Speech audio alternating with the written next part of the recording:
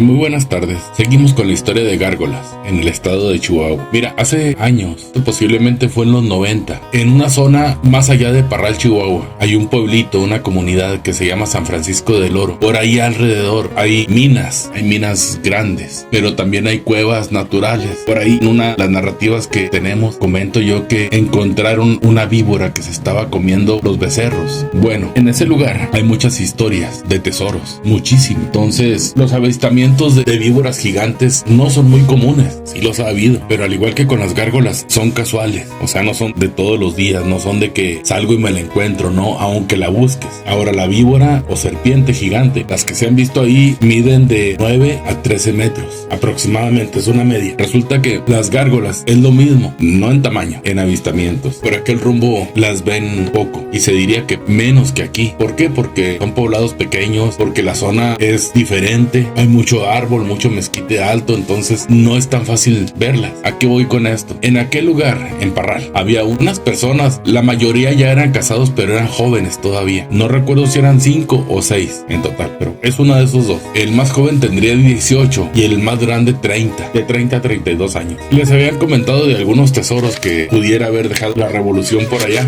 Yo me dediqué a los tesoros, es algo muy adictivo andar buscando tesoros, andar detectando. La ventaja que yo les tengo a muchos es que yo sé usar las varillas. Hay 4 tipos de varillas distintas y yo las sé usar todas. Eso se llama radiestesia. No es satánico, para los que digan, no, pues es que es satánico. Que no, es igual de satánico que traer un celular. Cuando empezaron los celulares, todo el mundo decía que eran del diablo. Entonces, así siempre hemos satanizado las cosas. No se trata de eso. Por ahí ellos les dijeron de un lugar donde se veía que ardía cada vez que llovía, pero estaba muy boscoso. Entonces, fueron varias veces. Vuelvo a repetir, esto es algo muy adictivo cuando ya te dedicas a ello. Yo me dedicaba los fines de semana y ellos también tenían que trabajar para vivir, los que eran casados para mantener su familia y los que no, pues para apoyar a la familia en el sustento, pero tienes que trabajar. Entonces ellos únicamente dependían prácticamente del puro domingo. Dice que se fueron muy temprano de Parral hacia aquel rumbo. No está lejos, son pues 20 kilómetros aproximadamente, pero ya con todo y lo que tienes que agarrar hacia la ranchería donde estaba aquello que les habían dicho, ponle unos 25 kilómetros. Ellos ya habían detectado varias cuevas, pero había una en especial que es la que ellos sospechaban, porque el general y su gente muchas veces se metían a las cuevas y ahí dejaban el dinero, pero no a la vista, lo cubrían. Entonces conviene revisar, cuando vas a buscar algo así, conviene revisar. Y había una cueva que a ellos les llamaba la atención porque estaba muy llena de maleza por fuera, era difícil verla, pero no era hacia abajo, o sea, tenía un declive como de 45 grados, para que me entiendas. Estaba a la entrada y se iba hacia abajo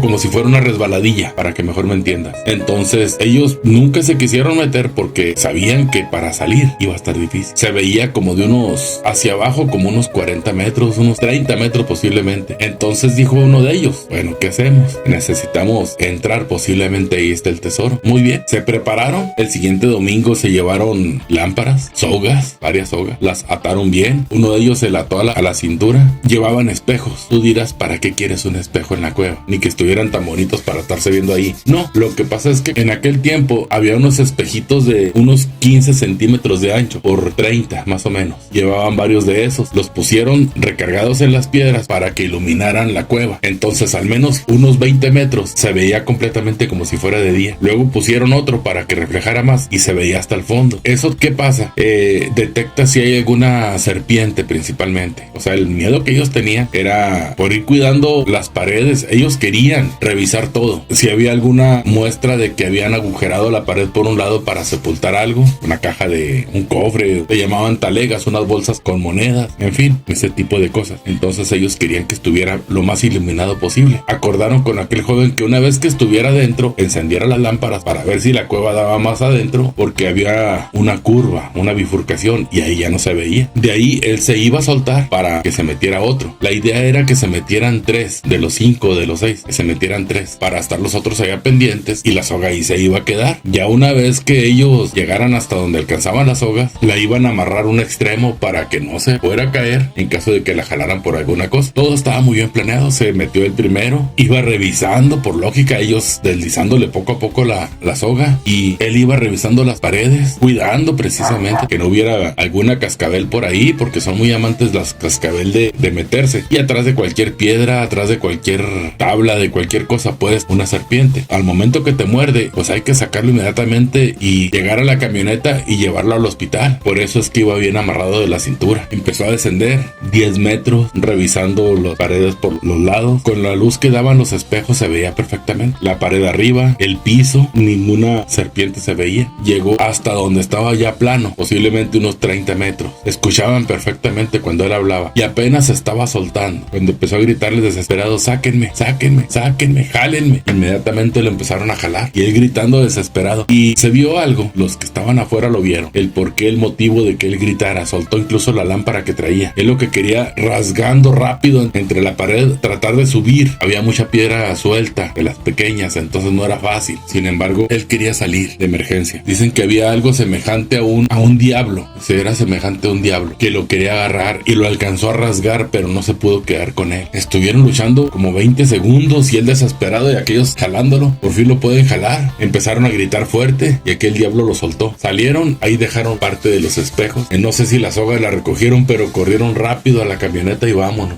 No quisieron saber más del asunto. En aquel tiempo no había redes sociales, pero se hizo un chisme bastante grande. Llegaron muy asustados a Parral. Ya no quisieron ir a aquella cueva. Ninguno de ellos. Uno de ellos salió con problemas, precisamente el que estuvo abajo. Traía la espalda muy rasgada, como con uñas, como con garras. No alcanzó a cortarle, pero sí le rasguñó bastante fuerte. Entonces traía problemas de diabetes en ese momento. Se le disparó el azúcar, bueno, tremendo. Por ahí nos hicieron el comentario. Yo conocí al tío de uno de ellos en un trabajo que fue a hacer por aquel rumbo y fue el que me platicó y le pregunté dónde quedaba aquella cueva. Dijo: mire, la verdad, más o menos sé dónde está. Dijo: pero dos cosas: una, yo no pienso ir, y dos, no lo pienso llevar. Así de sencillo. A ese lugar jamás vamos a ir. Se corrió por mucho tiempo la idea de que había un demonio en esa cueva, o que había demonio, pero luego, posterior a eso, como son rancherías, hay pueblo, sí, pero hay rancherías, y en la ranchería estaba una señora lavando la ropa afuera. ¿Por qué no lo hizo en el día? Bueno, la noche estaba muy bonita y ella pensó: mejor lo hago en la noche, porque en el día estaba haciendo mucha calor. Lo hago en la noche, no era mucho lo que había que lavar, y la dejo tendida. Mañana, para después de mediodía, ya va a estar seca y ya la puedo meter. Lo había hecho otras veces, porque sabes, no. En eso estaba cuando tenía un gato, y el gato siempre la seguía. Siempre estaba acaramelado. Los gatos, hay gatos muy cariñosos, y dice que el gato se engrifó muy feo, se le encorvó el lomo y en actitud de ataque, y ella volteó a ver qué era. Pensó que por ahí había llegado un perrito de algún vecino. Ella tenía perros también, pero los perros no estaban ahí, allá estaban en otro lado. Sin embargo, dice que volteando no veía nada, y le dijo: no estés de enfadoso, gato. Cuando en eso algo la hizo mirar arriba de un árbol. Dice que estaba un animal, con la luna lo alcanzó a ver. Le veía el brillo de los ojos,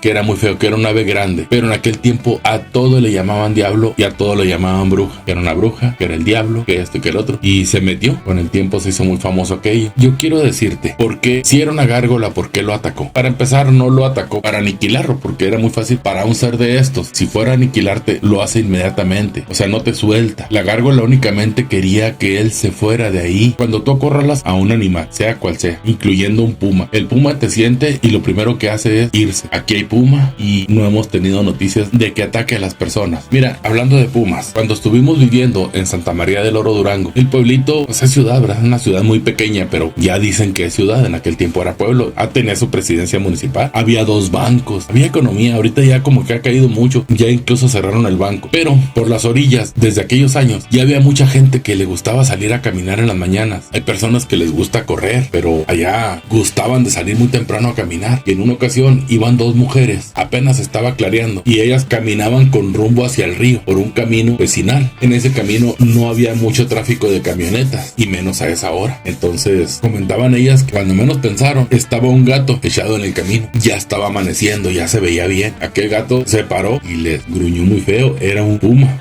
bastante grande. Entonces ellas se paralizaron y empezaron a caminar hacia atrás. Mujeres sabias, porque si emprenden a correr, posiblemente las ataque y hay un desenlace diferente. No, ninguna de ellas corrió. Se fueron para atrás, y ya el puma se retiró. Como quiera, ellas ya se regresaron, iban volteando, iban alertas. Por ahí recogieron unas piedras, que de nada les hubieran servido las piedras, porque si no tienes puntería, de nada te sirve. Aparte, hay personas que una piedra es un arma para ellos, pero no es con cualquiera. Esa historia se repitió en varias ocasiones con diferentes personas y el puma nunca atacó. Posiblemente eran varios pumas, porque se acercan a donde hay alimento, cerquita del pueblo. ¿A qué voy con esto? No hay ataques, no son fáciles, pero si lo acorralas, o el puma está demasiado hambriento, que tenga muchos días sin comer, o herido, ahí sí te va a atacar. atacar. Ahí sí te va a dañar. Entonces, ¿qué es lo que? Porque te toco este tema del puma, porque con las gárgolas es lo mismo. O sea, mientras tú no las molestes en el lugar donde ellas habiten, un puma, un lince, un oso, cualquier felino, me refiero a la especie de cualquier tipo, que siendo hembra y que tenga crías, es exageradamente agresivo. Entonces, si tú te acercas a una hembra de puma, una hembra de oso que traiga cachorritos o que por ahí los tenga, ahí sí te va a atacar. Ese puede ser el caso de la gárgola esa vez. Ahora, ¿se quedó la gárgola en la cueva? Si ya se metieron, posiblemente buscó otra. Allá abundan las cuevas. Buscó otra. ¿Por qué? Porque lo que menos quieren es tener contacto con la gente. Hasta ahorita se han mantenido prácticamente fuera del radar, fuera de nuestra vista. Vuelvo a repetirte, si hubiera querido, ahí lo hubiera aniquilado. El muchacho aquel nunca volvió a salir de noche a los lugares aquellos. Al monte no. Dicen que decía que al monte no volvió a ir nunca. Pero aún en la ciudad la puedes encontrar. Se han visto en muchas ciudades. En el día hay muy pocos avistamientos. Lo normal es en la noche. Pero incluso noches de luna como que no son tan visibles. Ellas prefieren las noches más oscuras para no estar a la vista. Están siempre en casa con Z, en casa de pequeños mamíferos o de aves.